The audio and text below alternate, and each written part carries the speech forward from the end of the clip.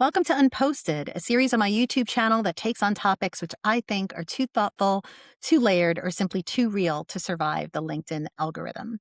This is a conversation space for coaches and leaders to engage in smart, spicy discourse that prioritizes lived experience and informed takes with zero tolerance for cheap shots. I'm Mariana, a first generation professional, leadership coach, and former talent development executive who supports 21st century leaders navigating complex career environments. And my guest today is Dr. Payal Beri. She's an organizational psychologist, former clinical therapist, and founder of the consulting firm RK Empathy. Payal has over 15 years of experience designing human centered strategies and over a decade of research on empathy and accountability transformation. Shaped by a life lived across 18 cities, countries, and continents, she understands firsthand how human connection transcends cultural, industry, and influence boundaries. Pyle, it is great to have you here. Thank you so much for coming on to chat. Oh my gosh, thank you for having me. I'm so excited to dive in and chat all about this. This is so fun. I know. I've been looking forward to this myself. And I asked you to join me here on Unposted specifically for Women's History Month because I wanted to get your insights and expertise on the matter of empathy in 21st century leadership.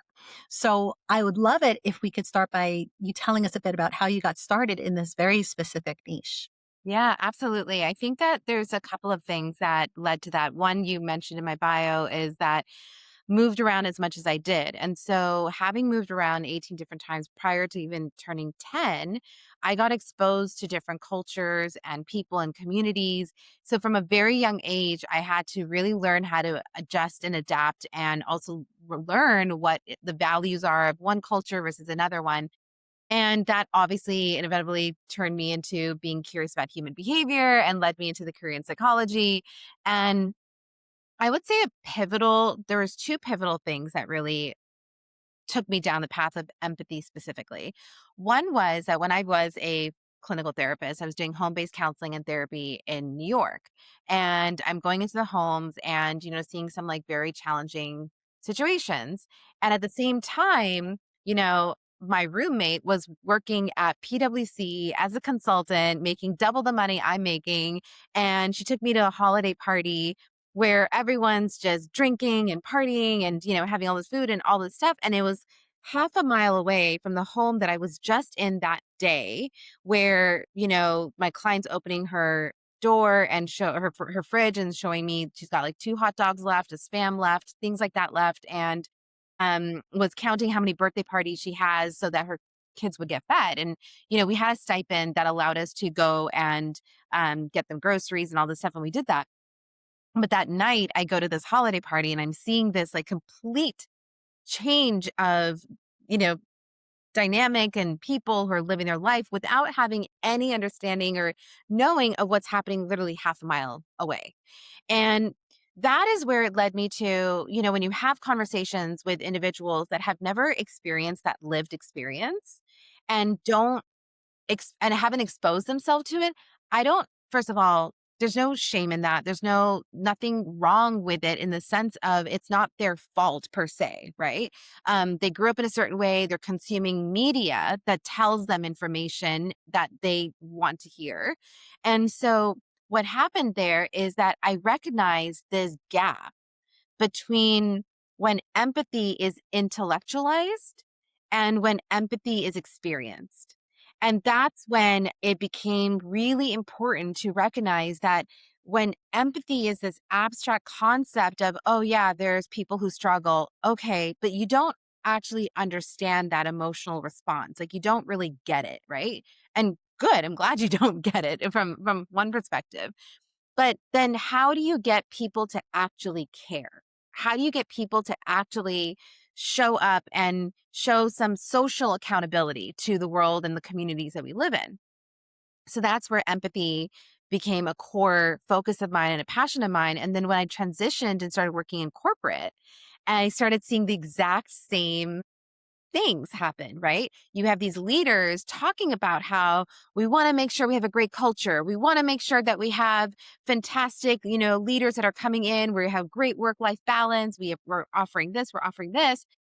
But them when leaders get to a certain point and they're so far from the reality of that first time, leader, they're just so far, their experience is now just completely, there's a big gap there. They have a hard time with actually remembering what it's like to be in those positions. And the second piece is the accountability of, have you surrounded yourself with a bunch of yes people that are around you? And so now you're being validated and blindly led into making decisions that are actually ruining and creating toxicity in the workplace. And so again, it became this notion of, helping leaders really recognize and understand that empathy isn't a good feeling of skill. It's not about, oh, I have empathy and now I'm going to get soft. It's about recognizing that empathy is providing context to how I need to then make better decisions. And accountability is the part where, how are you able to meet your team, your leaders, your people, and take part responsibility for what is happening, because there are some things that are happening within an organization that, yes, it may be the fault of one particular individual, but if leadership isn't zooming out and looking at it from, wait a second, this issue that happened that caused these problems, is it really that one individual's issue, or is it a symptom of bad communication? Is it a symptom of our system not actually talking to each other? Is it a function of leadership making decisions but not creating transparency? So that's where then empathy and accountability became really core, that you can't have one without the other. You have to have empathy to really understand core context of what is happening in my environment, what is happening in my climate. And accountability is where you're able to make better decisions based off of what you understand that's going on and being able to connect with the people in your organization. So, as one of the preeminent experts on the topic of empathy, how do you see this shift in preferred leadership style impacting not only organizational capacity for connection, like within teams, but also like key competitive capabilities like creative thinking and innovation? Completely. So I know that there's been a really big push on empathy as a sin. Empathy is, uh, you know, empathy is not good for us as a community, as a culture, and which is, I find mind boggling, that how can something about empathy be taken that way? But to your point, one of the things I want to mention is that when, first of all, Gen Z and millennials, who care deeply about purpose and care deeply about the way that they're connected to meaningful work and meaningful, and they promote emotional intelligence as a core part of their decision making. There's actually a research that shows that 68% of Gen Z will leave a job if their leadership does not show any emotional intelligence and does not show empathy in their work skills base, right? So that's one thing. The other thing is that when you when organizations, when they're shifting back to a way that is moving away from empathy or emotional intelligence and all of those pieces, I think what they're missing here, and what has happened is that in the years when empathy was having its pull, I would say specifically after COVID also, it was really, a lot of organizations wanted to have more empathy workshops and skills learning. The thing that they were missing is the accountability piece, right? So just like anything else, and I'm sure you know this having been internal as well, is that a lot of times the leaders and organizations that make decisions about how our culture should be shaped and what's going on have external pressures that are putting on to what's happening in society at the time. The second piece is that a lot of times these decisions also become very reactive. So when organizations are placing lunch and learns of, how to learn empathy or how to learn how to lead difficult conversations, but they're only offering 1 hour or, some bot LinkedIn learning type of model, which again, they have their place. I'm not going to, discourage those. But what you're doing is you're band-aiding the situation. And then you've created a culture that is still very performative.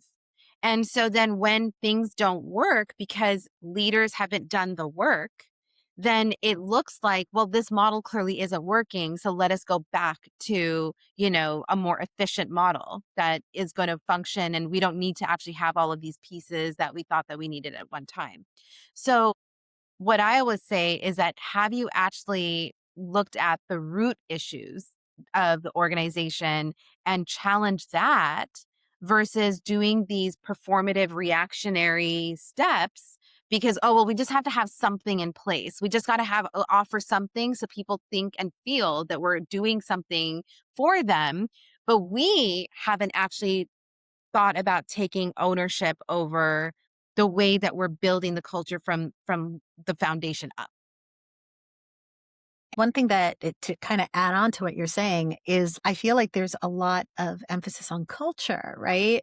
But what you're talking about, there's also a systemic component to it, 100%. isn't there?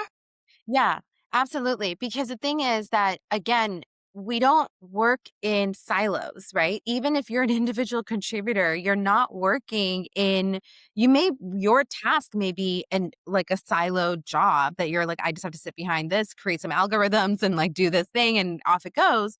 But you're still working within a system. You're still working within a function that you have to talk to other divisions, you have to cross functionally work together.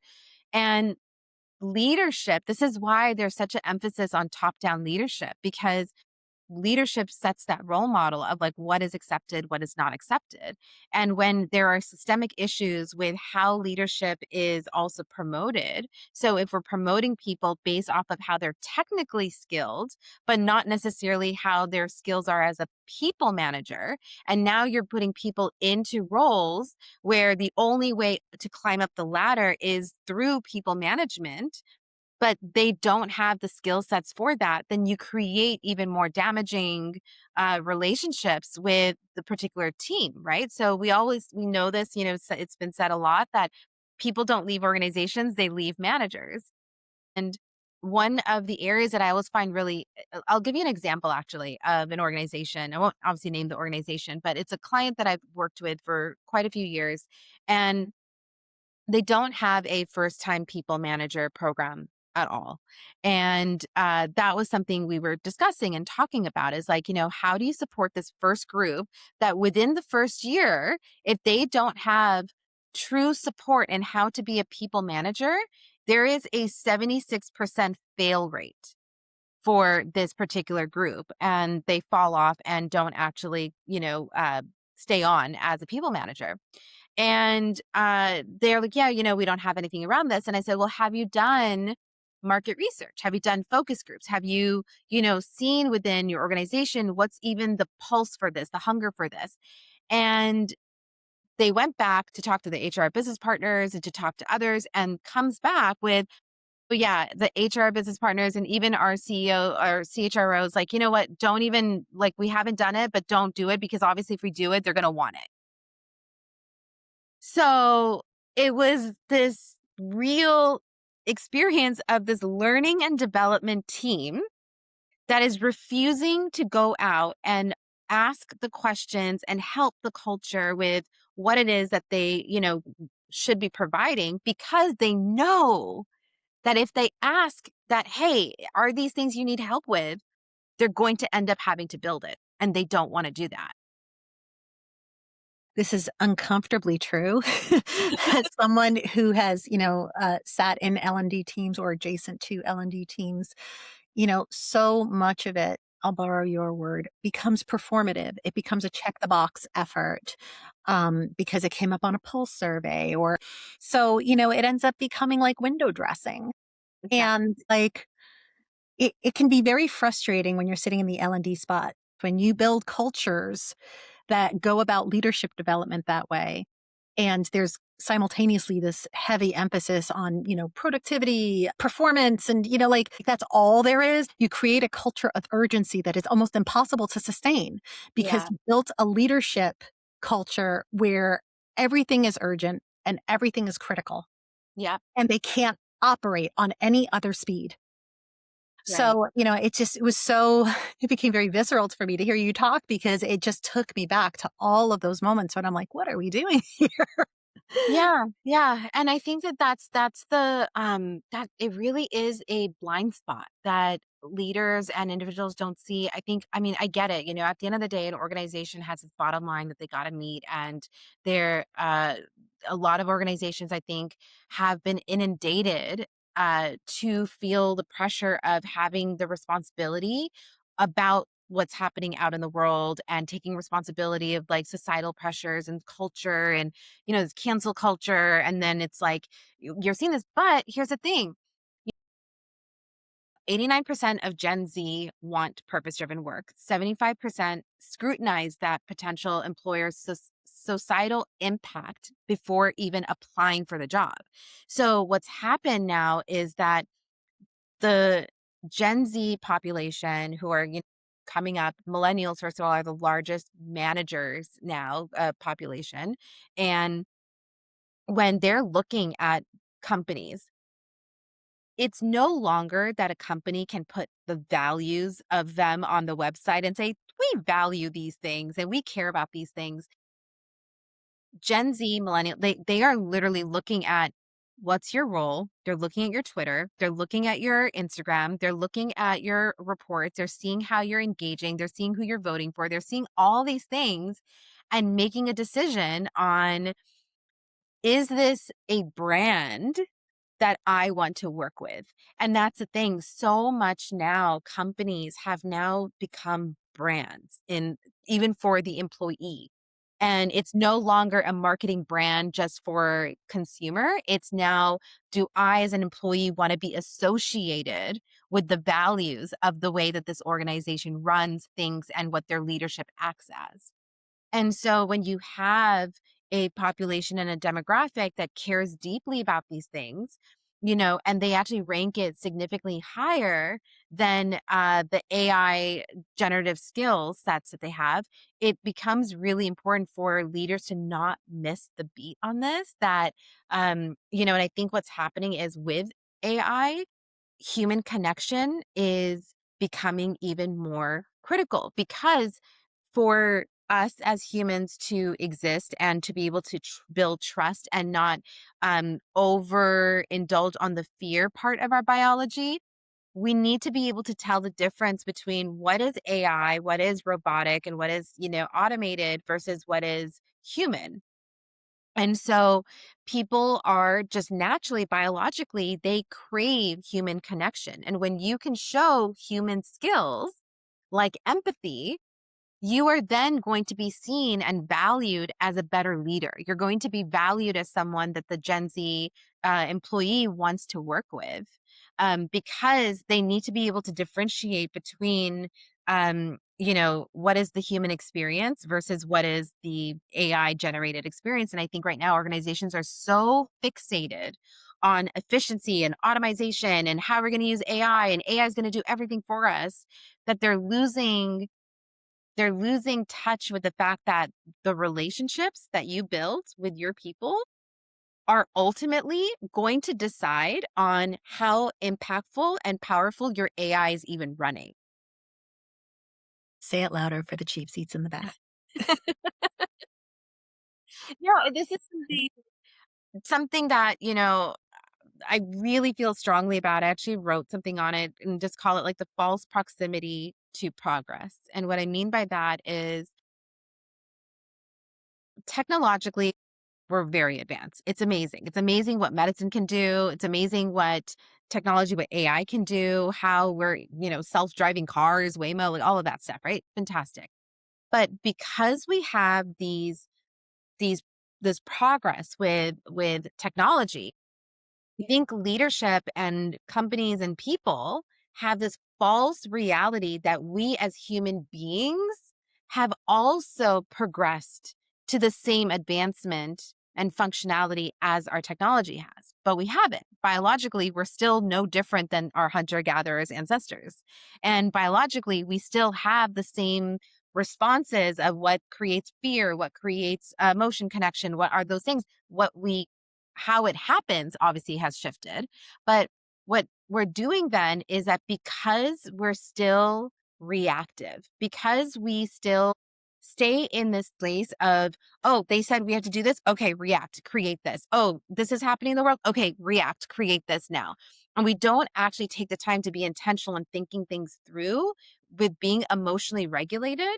What it does is that even our technological advances that we have, like our social platforms that are built, everything that gets built with this emotional manipulated response. So when we think about the ways that we think, oh, you know what, AI is going to advance us in this way. No, because there's a human being behind that that's building these things, that's then predicting everything. So until we actually focus our attention on elevating the emotional capacity of a leader who is then able to make decisions that are sound, that are not built from chaos, that is not reactive, that is not impulsive, and they're able to take things in and not create a centering themselves into it. That's when they're able to say, huh, we have this AI tool that can systemize all these things, but what does that then mean for us and our team and the way that we can even advance how we're connecting deeper with our consumers and our customers and our clients and our teams and our workplace? Because if you use AI as a tool, great. But if you're using it from a place where you haven't advanced the way that you're emotionally able to hold space for it, that's where all the chaos just keeps repeating. We're not building anything new. We're just building a new version of the same chaos that we've always been in. Yeah, exactly. And I wanted to kind of get back to this theme of performative empathy. Yeah. Because, AI is being increasingly perceived as becoming very skilled Uh-huh. at empathy, and that Mhm. performative empathy, that's a very intentional word choice, but bringing it down to Gen Z and Gen Alpha, how do you see this shift to AI, and increasingly, younger generations turning to it for, therapy or coaching or, how do you think that this is shaping the concept of empathy for future generations? I think it's actually really scary what's happening with more people relying on AI to help them process emotions that, they are having a hard time with being able to talk to somebody else around. I think this speaks actually more volumes to our loneliness epidemic. It speaks more volumes to the social anxiety that Gen Alpha and Gen Z have had because they went through some of their most core college or high school or, school time in at home and away from. I think that also just the rise of the fact that Gen Alpha specifically, since they were born, were handed into having iPads and having digital. And we see that long term consequence of the fact that you can put Gen Alpha or Gen Z like in the same room, but they don't actually know how to talk to each other well. And so their way of connecting is through these platforms. And I think that AI is taking more precaution, although I think it, definitely could be a lot stronger, but taking more precautions to be able to say, like, I am not a therapist. I am not this, like, I am not, and making sure, like, please make sure you talk to somebody. But, it's not preventing them from doing those things. I think at the same time, speaking to what I was mentioning earlier about the way that we have this false proximity of progression, I think that biologically humans, like we know how to course correct ourselves, even not consciously, subconsciously, our bodies are doing it. So, with the rise of AI, we're also seeing the rise of analog in person connections. We're seeing that more and more people are craving to be in community with other people. And so you're seeing this with even Gen Z. For example, they're doing things like They would rather have a Walkman instead of having, their phone on them. They would rather have there's a big push towards having the ha- the landline phones we used to have with a long wire cord, and they're connecting that and using that instead. So the younger side of the Gen Z and Alpha, they're definitely having again a subconscious like craving for back to that piece. But I think that we're too early in the state of seeing how I think right now everyone is in the place of like, what can AI do and how can we kind of like create efficiencies and what is going to happen with this? But I think that researchers and scientists have shown enough that where we are headed is that, again, the way that we can have more human connection, more meetings that are in person, more ways to bring people together, you're gonna see that in the younger generation, that is gonna become more and more prominent, because the pendulum at some point is gonna swing the other way as well. Deloitte did a survey and found that only 6% of corporate Gen Z employees even aspire to a leadership path. They're Yeah. preferring to focus on like building their skill set and taking as much learning in as possible over climbing the promotion ladder. So how might this reflect current attitudes about empathy and accountability in Yeah, leadership? absolutely. So I think that one of the things that has happened, and actually it's really fascinating because Gen Z, when they go into interviews, they will actually ask the company leaders when they're being interviewed that, one, they'll ask about their values and say, like, where is this? And second, they have no shame in saying, yeah, I'm only interested in being here for about a couple of years because I want to build these skill sets and then I'm planning on jumping somewhere else. And they have no problem being like that. You gotta remember, this generation was raised by a generation that was burnt out, exhausted, and had a lot of emotional dysregulation. And they also are, Gen Alpha is being raised by millennials, Gen Z was raised by Gen Xers, but you're seeing that you have this generation that saw their parents struggle. They saw the emotional discourse, high divorce rates. They're seeing all of these things. And coupled with the fact that they have an abundance of opportunities outside YouTube, social media, they starting businesses. Gen Z, unlike millennials, Gen Z actually are very economically focused. They very much care about how is this going to benefit me and my financial situation more so than I think millennials were, ever thinking about it. And so because of that, what has happened is that what I like to say is like a democratization of opportunities. And so Gen Z and Gen Alpha have a democratization of opportunities that they no longer have to think about that I need to stay here and work my, butt off to be in these positions and essentially have health issues. One of the things that Gen Z is obsessed with is longevity, right? So we're seeing declines in alcohol consumption. We're seeing declines in, there's a lot of like bars, like Gen Z is not partying the way millennials partied. They're not doing a lot of those things, right? And so what's happened is you have this generation that has an abundance of opportunities in the way that they want to build their life.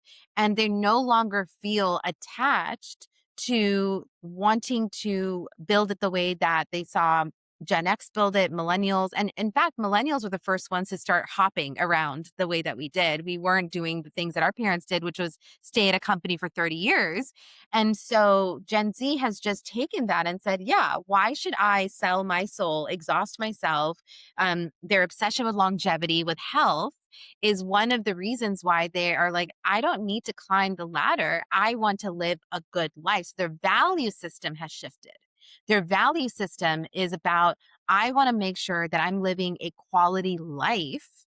And it's not about the workplace as much as it is about my life. And the workplace is just contributing to the life that I want to build. The light bulbs were going off left and right because I think one thing that millennials share in common with their boomer parents is, and this is no fault on either of them, but they just happened to be born with the gift of timing. Each of those generations pretty much came up in eras of abundance. They live in a completely different world. I think millennials are the last generation to go from analog to digital. And we live in a very, very different world than the generation that's coming up right now. But, when you talk about that empathy and accountability piece for them, I think it's that. I think it's that when organizations, one thing that I do see happening, and I think it's very real, is that we're moving so much more towards a portfolio career. We're moving a lot more towards careers that are not based where my entire one paycheck comes from this one place. It's going to be diversified.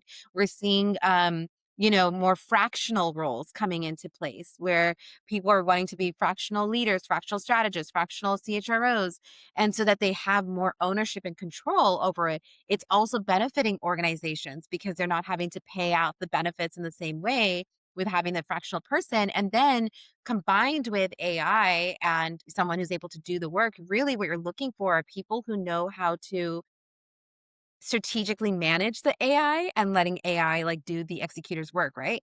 But I think that this is where if organizations continue to stay in the old world of the way that you function internally is through climbing the ladder. It's through, these roles where you have to become a people manager, do this and do this. And they're not really, they're only taking the AI of the new world, but they're not recognizing how they have to be more creative with the roles of the people who are there.